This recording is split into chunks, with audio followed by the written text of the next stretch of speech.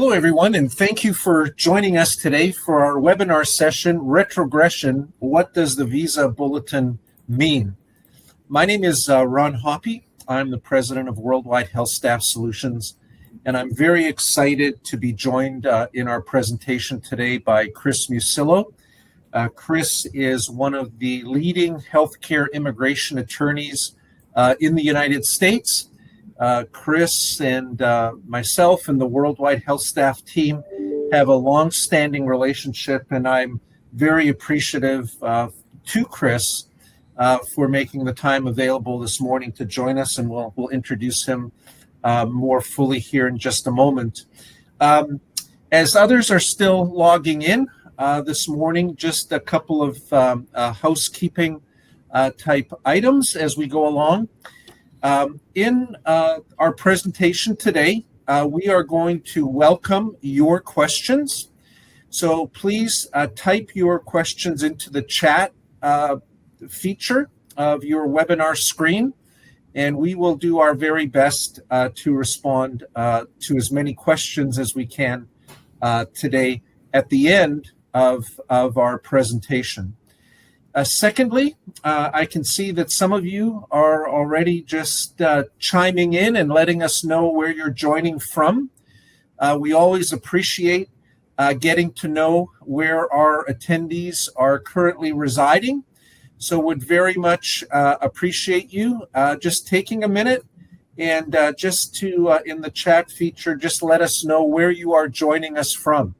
I can see just by scanning the chat box now, we have attendees from Nepal, from the UAE, from Philippines, Oman, Saudi Arabia, and many other countries. So we always like to kind of summarize where our attendees are joining us from. Egypt, welcome to you, and welcome to everyone. Also, you will see in the chat in the upper right, there's a yellow, sort of a little yellow box. We call it our sticky note or our Post-it note.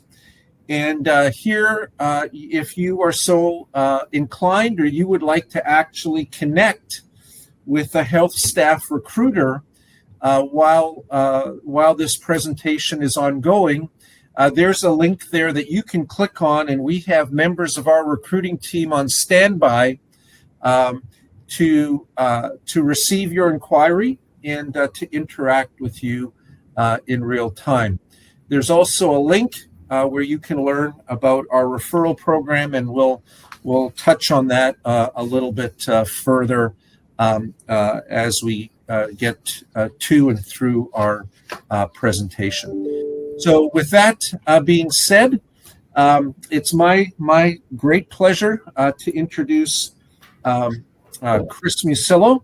As I've already said, Chris is not only a colleague and a friend, as also somebody that we hold in the highest regard, someone that's been in the healthcare immigration space as we have been for many, many years. Chris, thank you so much for joining us today. It's great to have you with us. Yeah, Ron, thanks so much for the invitation. I'm not putting in the chat, but I'm actually here in the United States. I'm in Ohio. Where? In Ohio, a little north of you. Yeah, well, very good. So, Chris, as you know, to get us started this morning, I think it's good just that everybody has sort of a perspective beyond just the news of last week in the May 2023 Visa Bulletin. So could you maybe kick us off this morning by just commenting briefly on what is retrogression, and right. Then we'll go from there. Yeah, no, so this is, I think, a good jumping off point, Ron, and thanks again. I know that this issue of retrogression has caused an enormous amount of concern and anxiety throughout the international healthcare community, and some of it's warranted, but I think a lot of it, hopefully we can put some minds at ease during this teleconference today, Ron. So what is retrogression? What effectively is causing this? So I think the first thing to recognize is that this isn't it's not a step by Homeland Security or the U.S. taking an active step to throttle or slow down the processing of immigrant visas for healthcare workers, primarily nurses. In fact, the demand here in the United States, and Ron would probably get into this a little bit later, the demand for nursing and healthcare workers in the United States is extraordinary right now and is expected to continue to grow throughout the rest of the decade. So that's not what retrogression is. Instead, back in 1990, some 30 plus years ago, the U.S. passed a law with a quota, and that quota is 140,000 employment-based visas. And there's all sorts of subcategories, EB1, EB2, EB3, et cetera, that carve out or slice up those 140,000 visas. And essentially what happened last week is the Department of State, through the Visa Bulletin, said that the Department of State, are on pace to issue more than 140,000 visas this U.S. fiscal year. And so they're not allowed to do that because of this 1990 law. And so by putting in a retrogression, that slows down the number of cases that can proceed through the system this U.S. fiscal year, so that the State Department, do not exceed the 140,000 limit before September 30th. And September 30th is important because on September 30th, the U.S. fiscal year ends, and then on October 1st, the next U.S. fiscal year ends. And so just to summarize again, what it really is, it's a slowing down of the processing of visas so that the State Department does not break the law and exceed the number of visas that it's allowed to issue this year. And so the way they slow it down is by saying we're only going to allow these long delayed, long processing cases. So in this instance, it would be those cases before June 1, 2022. Okay, very good. Chris, just maybe to add to the perspective, this is not the first time that this phenomenon of visa retrogression occurred. When was the last time that this was part of the Visa Bulletin, this visa retrogression? Right. So to some degree, the visa retrogression has been occurring the whole time. It just hasn't occurred in Philippine and rest of the world EB3 in some time. But for instance, if we looked at the Visa Bulletin, we could see, for instance, Philippine EB2, rest of world EB2, has been retrogressed back to November of 22 since December. So for about 4 months. India has essentially had a retrogression in EB2 and EB3 almost as long as you and I have known each other, Ron, for 20 years. So that is not uncommon for Indian nationals. Chinese nationals, it's been more or less the same story.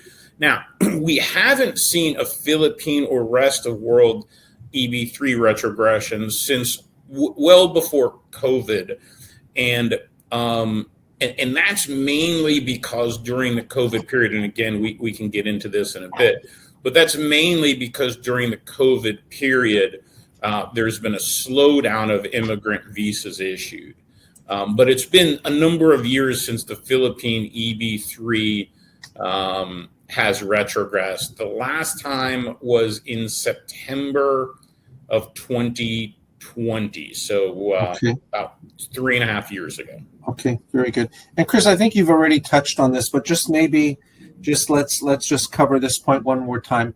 Why is retrogression happening now? Why did the May Visa Bulletin tell us that the priority date was no longer current?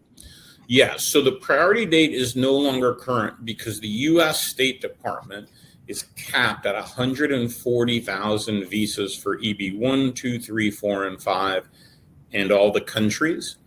And so by instituting what they call a cutoff date or a retrogression date, that's the State Department signaling that it is on pace to exceed that 140,000 quota. It's not legally allowed to do that. So what is it going to do? The State Department is prioritizing those cases that have been in the queue the longest. And so, if your priority date is before May 31st, June 1st of 2022, effectively this retrogression is zero for you. It doesn't change anything. You will still progress through the system. But if you're after June of 2022, so if you're in the last 10 months that you have an I-140 priority date, the State Department will not allow you to move through. Why? Not because you're not wanted, not because there's not a need for nurses, but because the U.S. State Department is not allowed to issue over 140,000 employment-based visas in any U.S. fiscal year. Right. So I think that's really a critically important point, and just want to make sure that everyone that's joined us understands clearly that if you have an existing USCIS priority date prior to June 1st, 2022, that this development really does not impact you at all. Right, Chris? Exactly right. So if your priority date is in April or May of 2022 or anything earlier, this does not impact you at all. And maybe we'll get into this. There is a chance of a future retrogression later on this year. I don't think most people should be too worried about it, but we can talk about it. We will in a couple of minutes here. Okay. But it does not impact you at all if you have a priority date before June 1st of 2022. All right.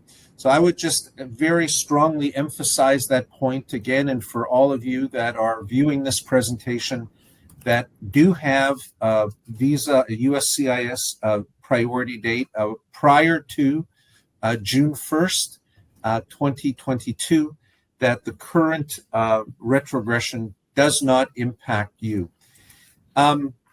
Chris, you've mentioned that the Visa Bulletin has set us a priority date of June 1, 2022. That's effective for the Philippines, as well as what is referred to by the State Department of Rest of World. So we're really talking about every country here except for India and China, correct? That's exactly right. This retrogression is not a Philippine retrogression, or more correctly, it's not just a Philippine retrogression. It's a retrogression for every single country except for China and India. Why? Because China and India have been living with retrogression for many, many years. Yeah.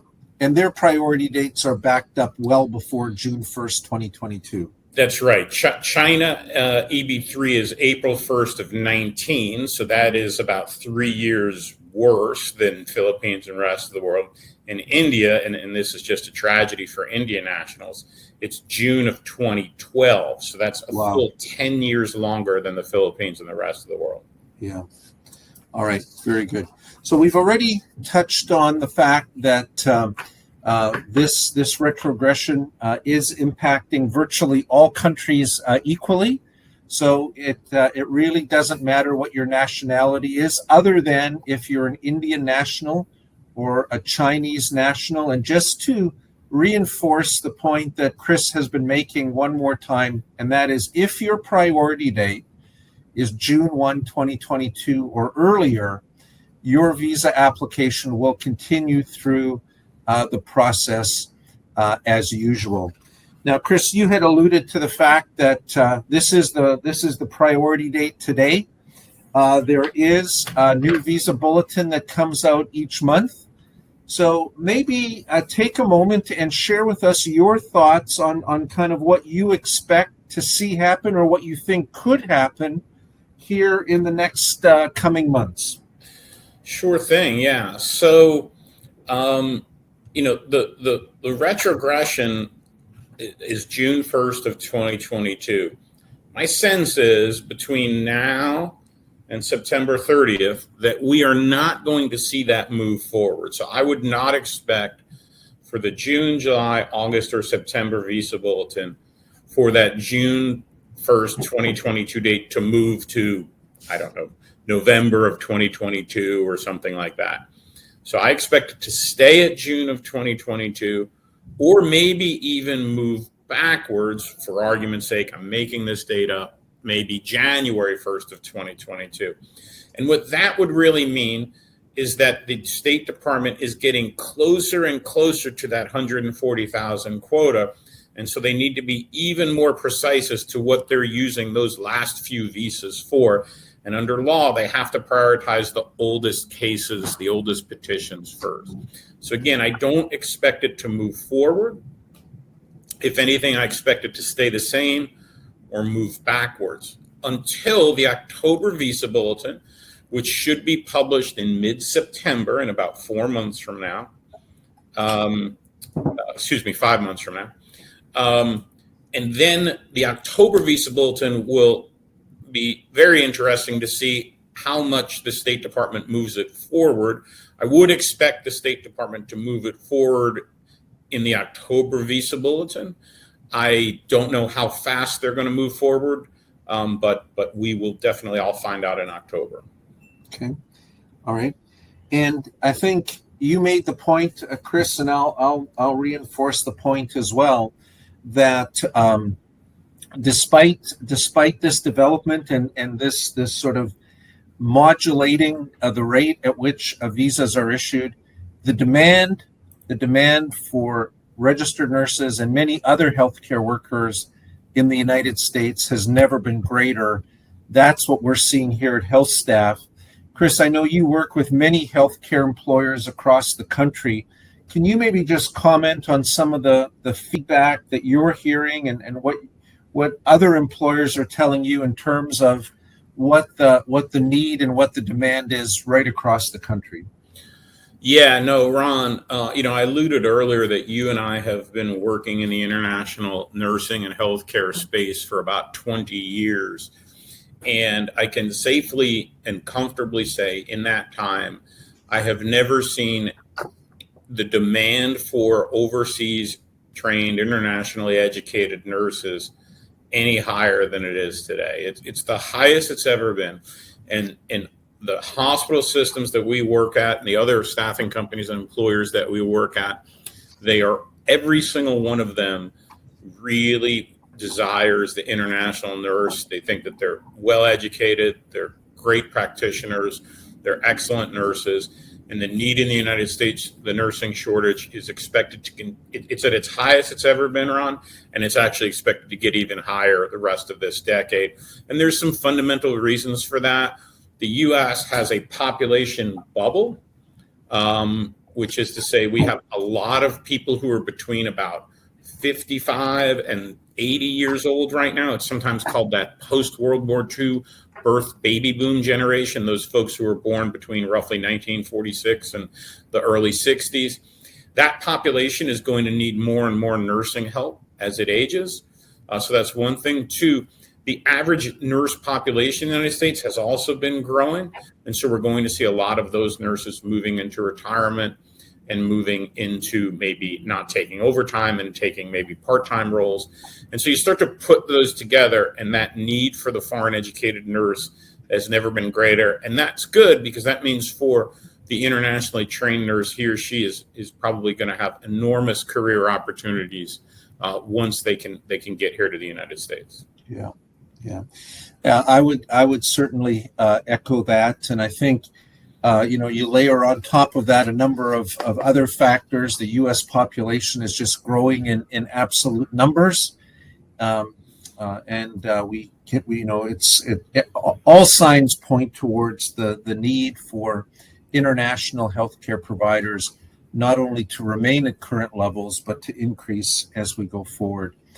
I want to take just a few minutes to share with you kind of what to expect. Chris, you've commented on this. So I think, given where we're at, a couple of tips that I would like to share with all of you that are taking in this presentation.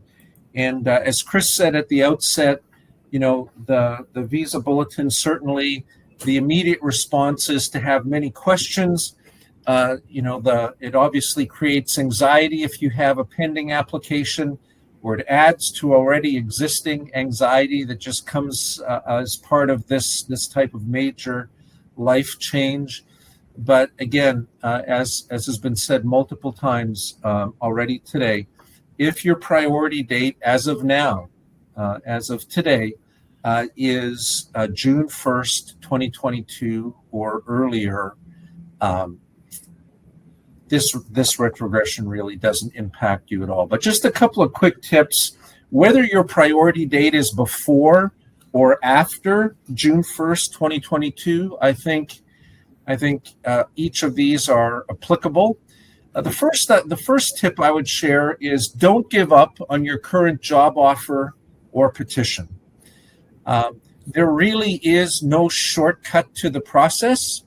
And if you already have a job offer in hand or a petition has been filed for you, the fastest way for you to get to the United States is to stay with your commitment to that job offer and to that existing petition that has been filed. The second point I'd like to call out is, unfortunately, over the years, and Chris, I think you've seen this as well, whenever there are circumstances similar to this that arise that cause great amount of questions and uncertainty and confusion, unfortunately, there's always someone who is going to try and take advantage of that situation. So if you're in a place where you're just thinking about starting your immigration journey to the U.S., or even if you have a pending application, if you're coming across offers and opportunities that simply appear too good to be true, if someone's representing that their applicants aren't subject to retrogression, that they can help you get to the United States in 6 months, that somehow they know something that nobody else, has figured out. In this situation, as in life generally, if it sounds too good to be true, it usually is, and in this case, it always is.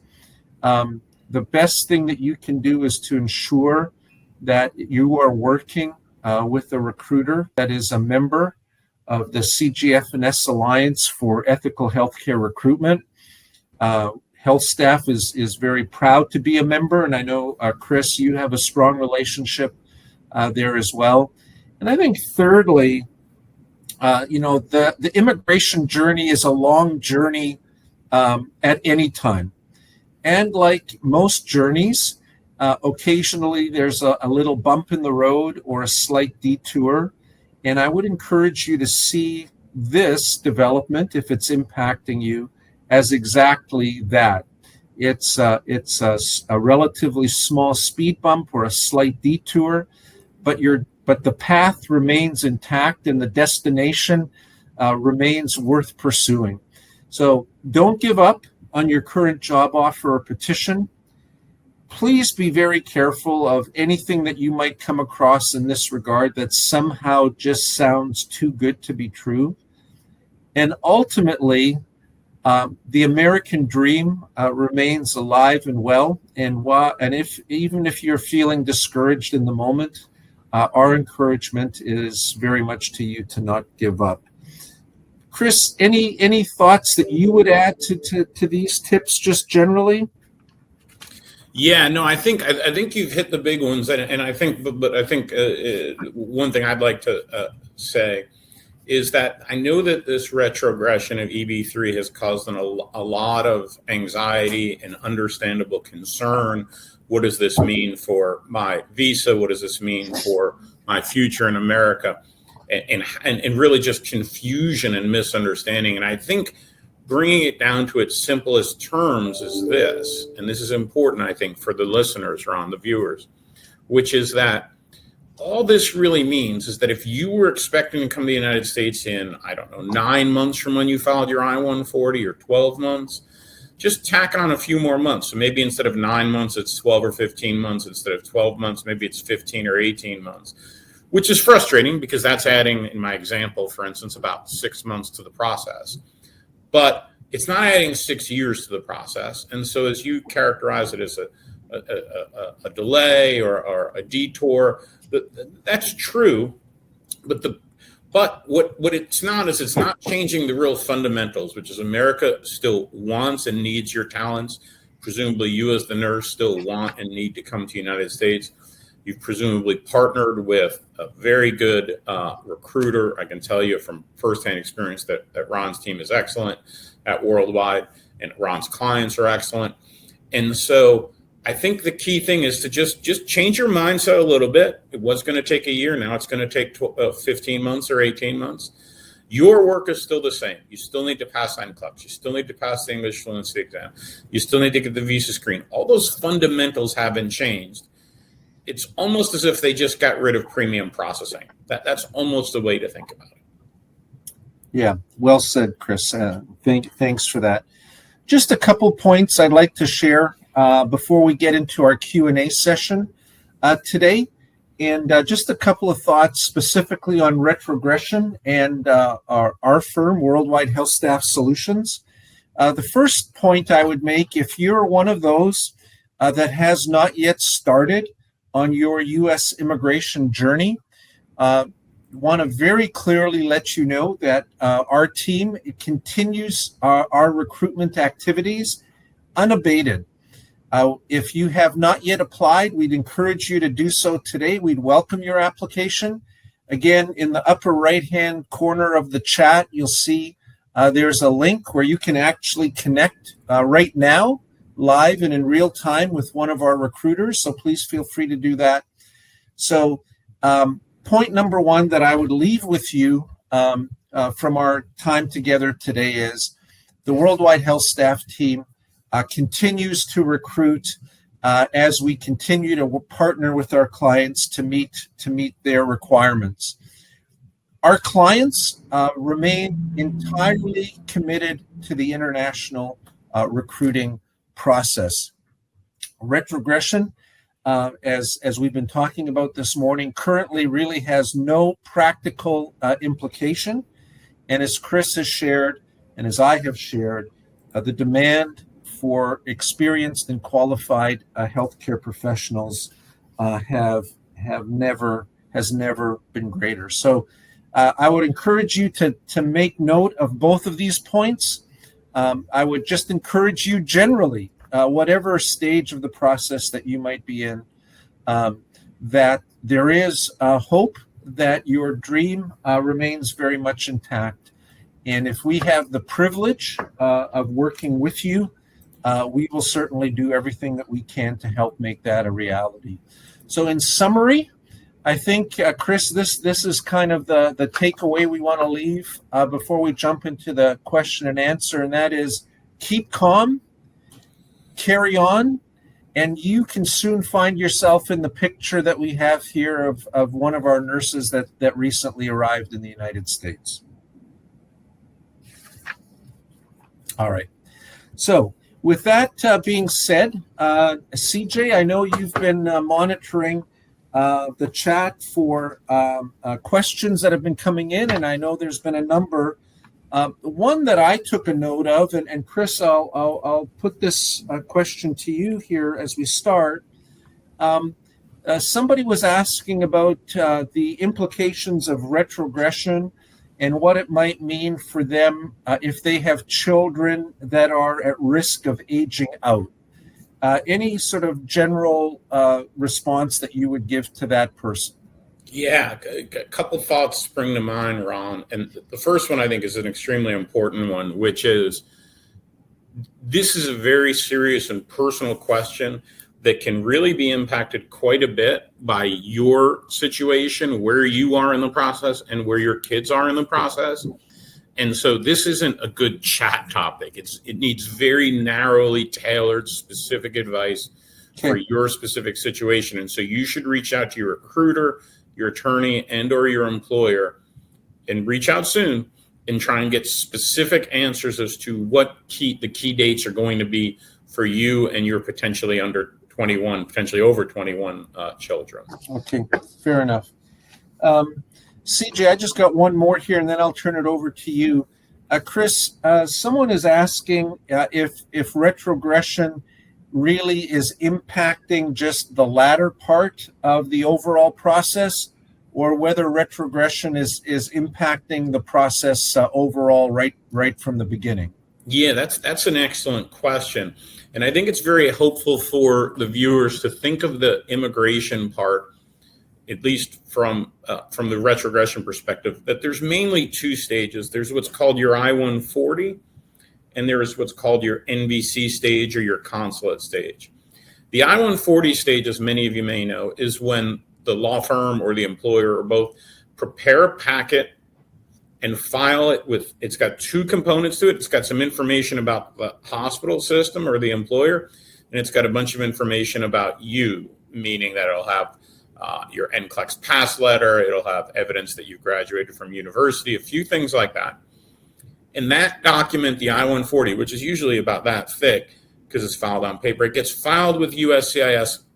None of that has changed. In fact, Ron, that has to be filed in order to establish your priority date, which is, of course, what triggers the Visa Bulletin. So, so that I-140 stage, nothing has changed. And as I mentioned a little while ago, it's very critical that you continue to pass your NCLEX, get your English fluency exam, all of these things we talked about before, so that you can get an I-140 date established. And so none of that is changing.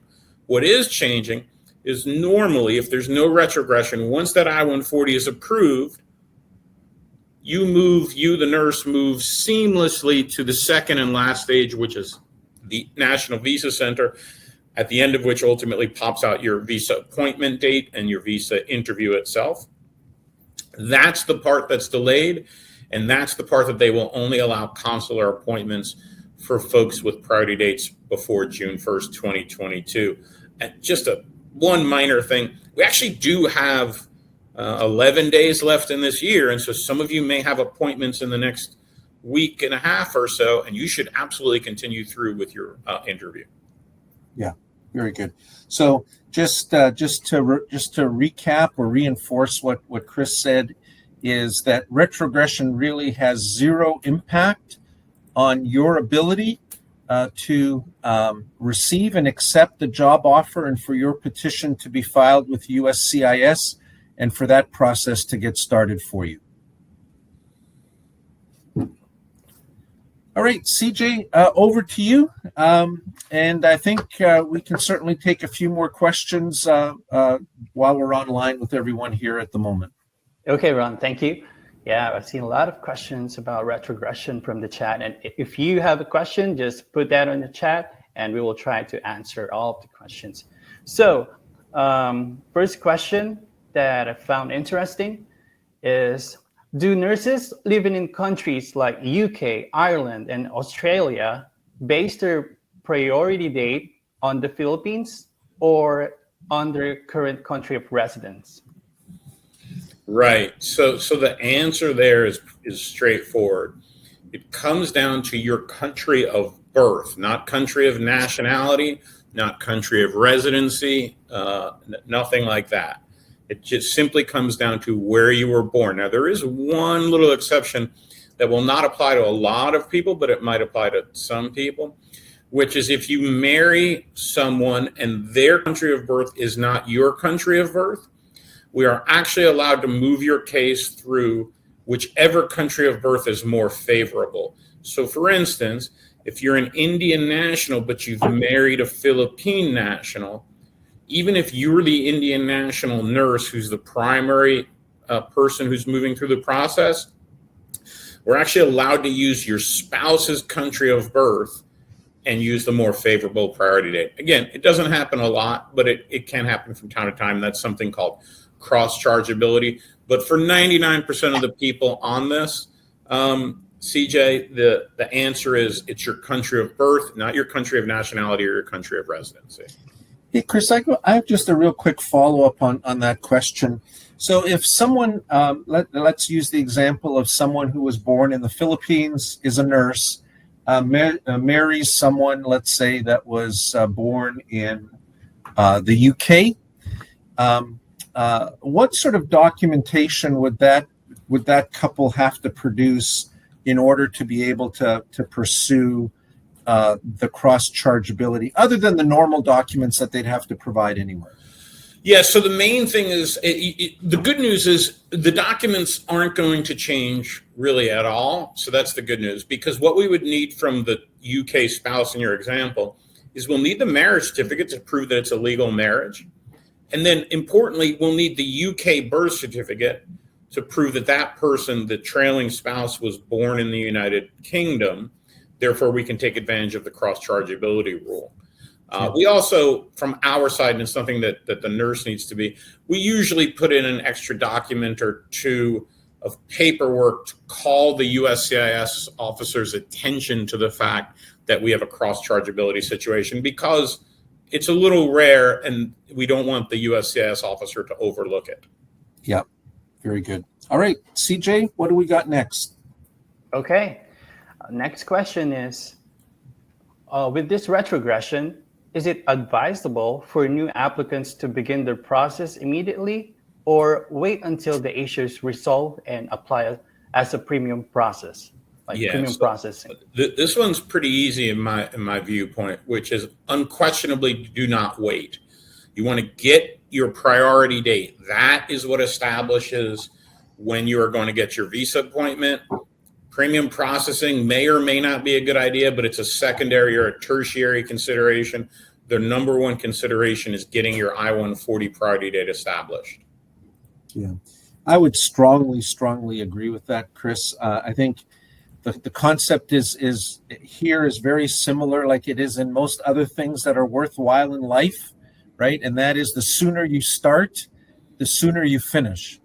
And that's sort of a principle that we've tried to communicate here over the years. So I would just echo Chris's recommendation here very, very strongly. There is nothing to be gained by waiting. In fact, waiting only is guaranteeing yourself that you're going to be arriving in the U.S. at a later date than otherwise would have been the case. Okay. So this next question is for all of our nurses, because I know that they are anxious under the current process. So the question is, do employers have negative feelings towards retrogression, leading to instances of applicant abandonment due to delays? Yeah. I have talked to probably 30 or 40 different employers in the last week or so since the retrogression kicked in. And the feeling is the exact opposite. They're frustrated. They are in some ways as frustrated as the nurses are at this retrogression. They want the nurses to come. Unlike retrogression from 12 or 15 years ago when the U.S. went into a recession. So some of you, I'll just take a minute and maybe give a deeper dive on this. Some of you may be hearing of nurses who were abandoned 10 years ago, and the situation was different. It was different in this way.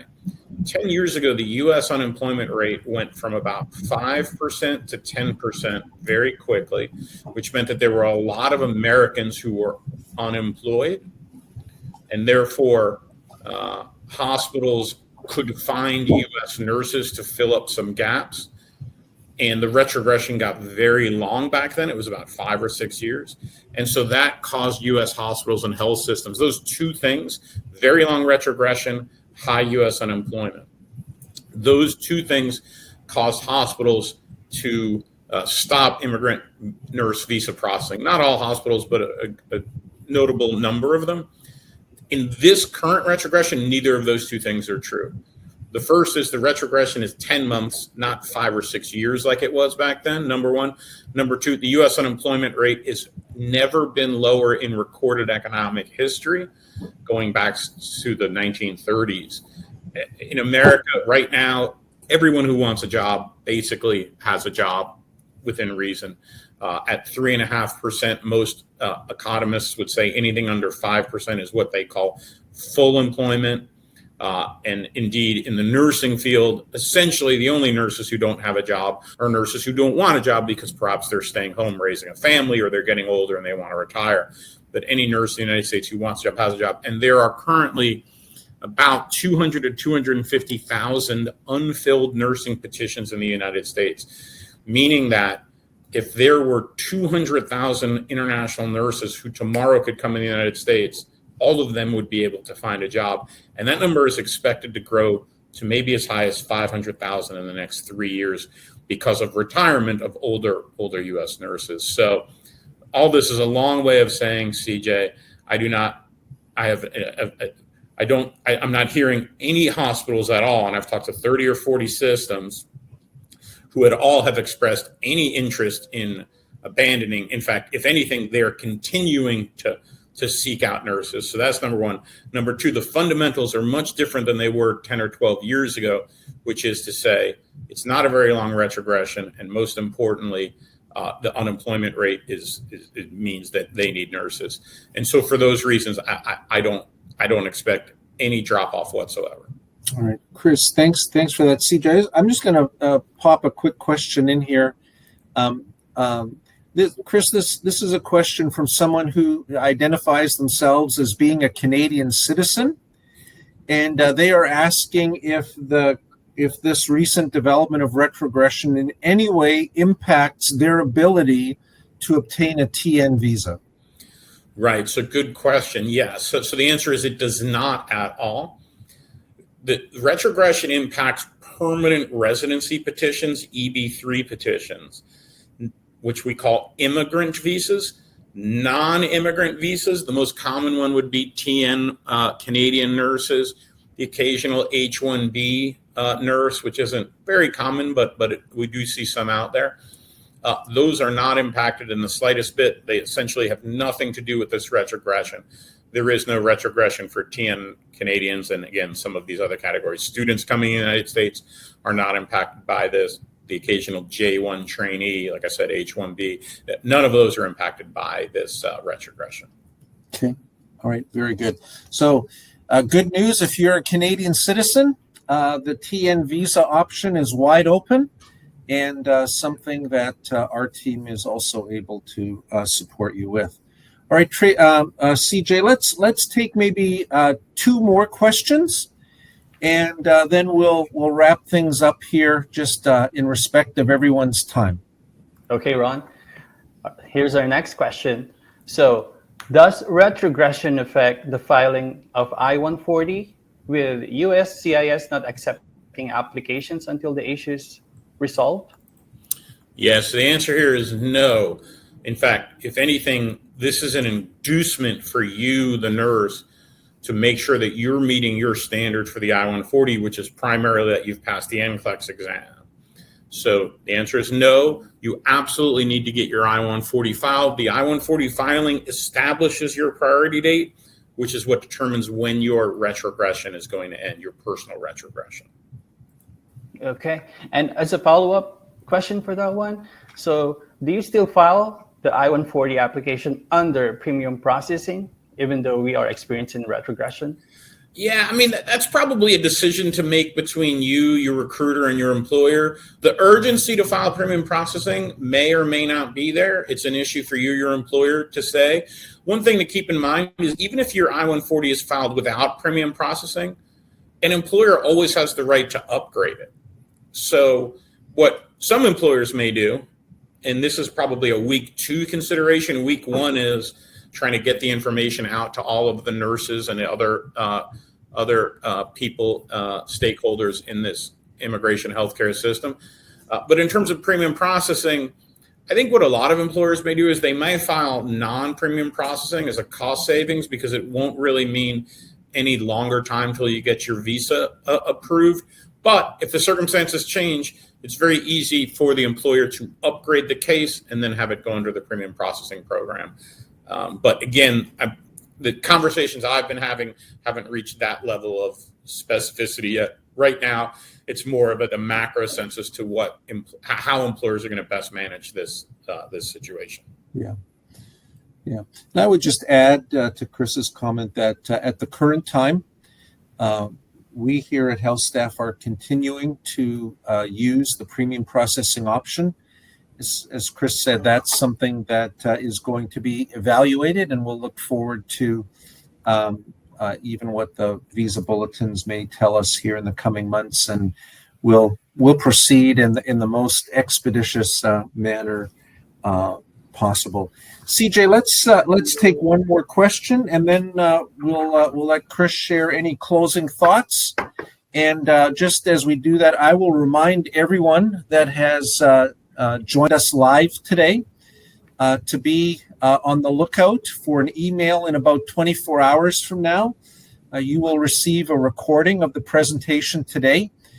Please feel free to review that, to just remind yourself of any of the information that was shared here today, or just to review.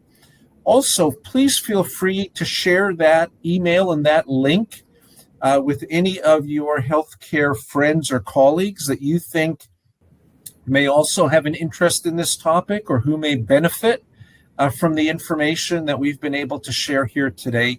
So just be on the lookout at about this same time tomorrow, about 24 hours from now.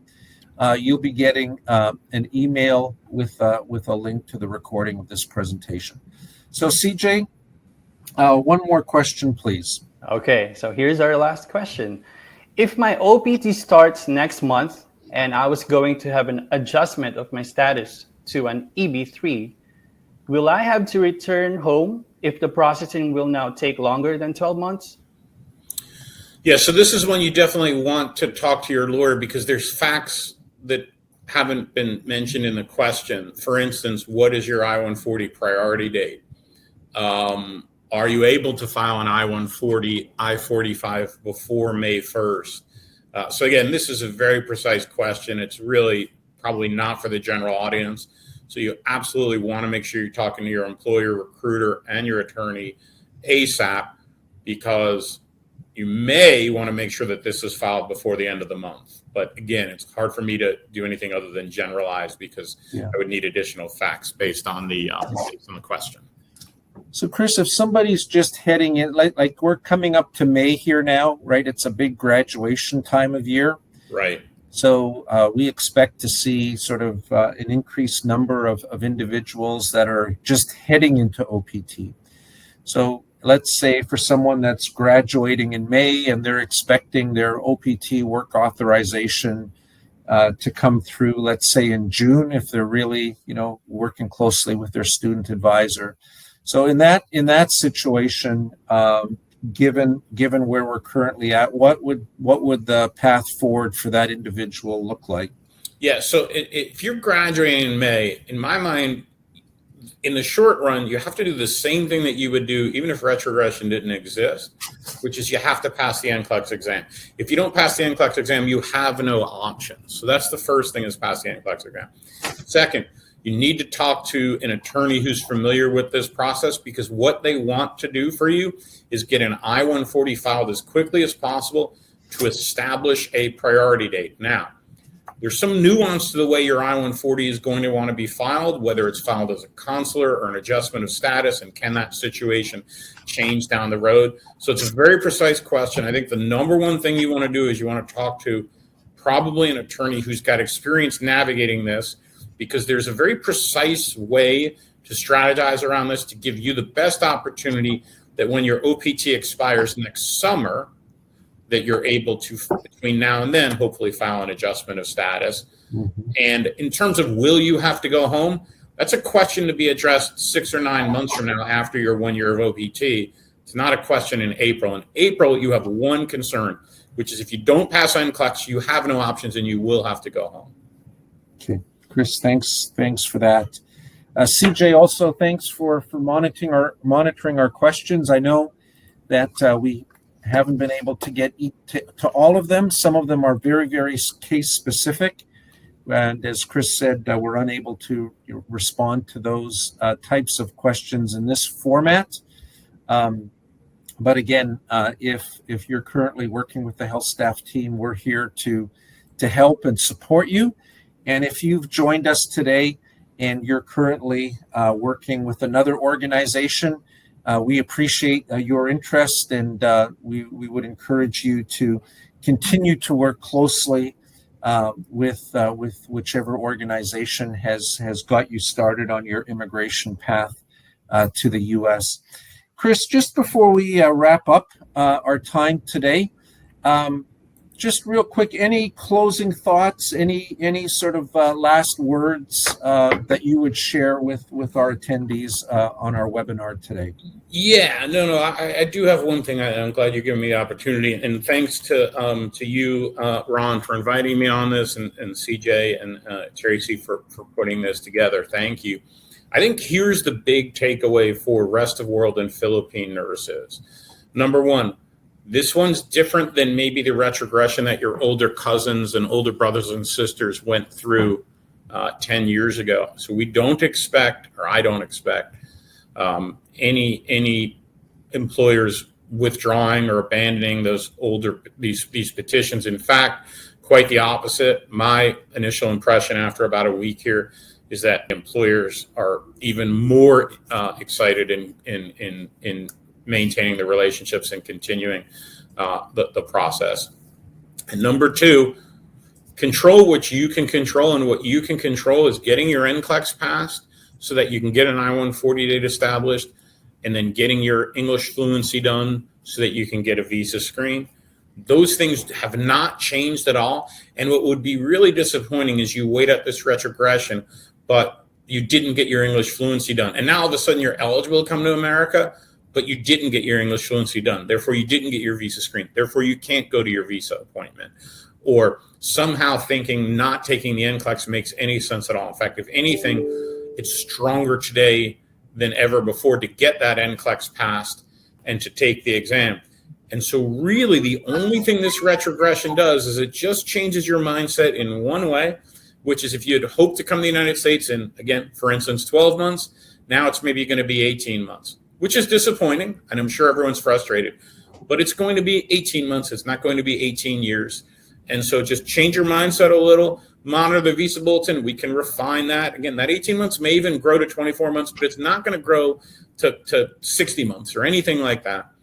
And so just make sure that you're doing what you need to do to put yourself in the position, because I can tell you this from having done this for 20 years. Once you get to your visa appointment, whether it took 9 months or 12 months or 15 months is probably not going to matter. You're going to be able to come here, and you need to take that longer view of making your American dream come true. Chris, that was very, very well said. I don't know that I really have anything to add to that other than just saying well said. And I would very strongly echo Chris's encouragement to everyone that joined us today. And thank you to everyone that joined us today. It's always a pleasure for us to be able to share these types of informational sessions with you. Again, please be on the lookout for an email with a recording of this event. Before we wrap up, would also just draw your attention to our Refer Friend program that we've recently launched. It's very, very exciting. It's our new automated referral program that pays you for your referrals very early on in the overall process. As we say internally here, you get paid while you're still young.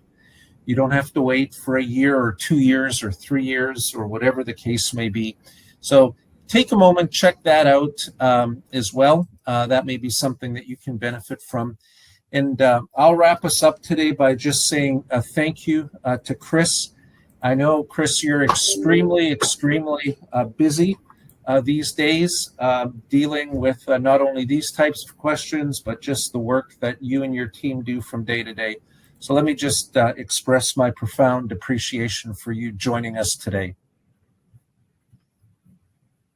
Thank you, Ron. Have a good day, everybody. All right. Thanks again. Good luck to everyone. Please watch for our follow-up email. And please continue to watch our social media posts on all the main social media channels for additional upcoming webinars on a variety of topics that we have scheduled, and we invite you to register and join us for each of those. So bye for now, and thank you again for joining us.